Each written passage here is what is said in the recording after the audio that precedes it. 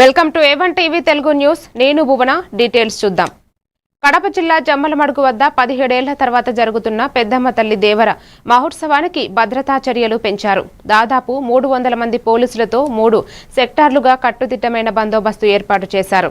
శనివారం, ఆదివారం 2 రోజుల పాటు సీసీ కెమెరాలు, క్యూ లైన్లు, పార్కింగ్, ఆర్కెస్ట్రా ప్రాంతాల్లో ప్రత్యేక భద్రతా పర్యవేక్షణ కొనసాగుతుంది.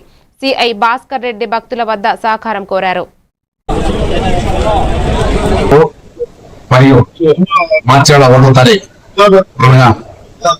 శనివారం, ఆదివారం 2 రోజులు జమ్మలమడుగు పట్టణంలో జరుగుతున్న పెద్దమ్మ దేవర కార్యక్రమానికి మా పోలీస్ డిపార్ట్మెంట్ నుంచి గత 4 రోజుల నుంచి మా ప్లాన్ ఆఫ్ యాక్షన్ ద్వారా మా జిల్లా ఎస్పీ గారి ఉత్తర్వుల మేరకు మా సబ్ డివిజన్ ఆఫీసర్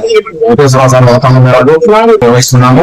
తర్వాత అమరవీధి నుంచి అమ్మవారి తీసుకురావడము, ఉదయం వైసీపీ బ్రహ్మాండ చేసే ఉదయం తర్వాత అందరికీ దర్శనం మొదలయ్యే 8 గంటల నుంచి రాత్రి కూడా ఇక్కడే నిర్వహిస్తాము.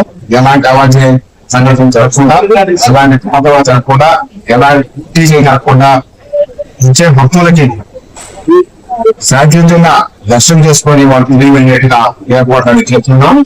ట్రాఫిక్ రెగ్యులేషన్ చేస్తున్నాం. ట్రాఫిక్ పాయింట్స్ సిఎస్ఐ కాంపౌండ్ దగ్గర, పిఆర్ స్కూల్ దగ్గర, మరియు నారాపురం దగ్గర, తలస్మి చేయాల్సిన దగ్గర కూడా ఏర్పాటు చేస్తున్నాం. సిబ్బంది గురించున్నాము. సాయంత్రం 6 గంటల తర్వాత అమ్మవారి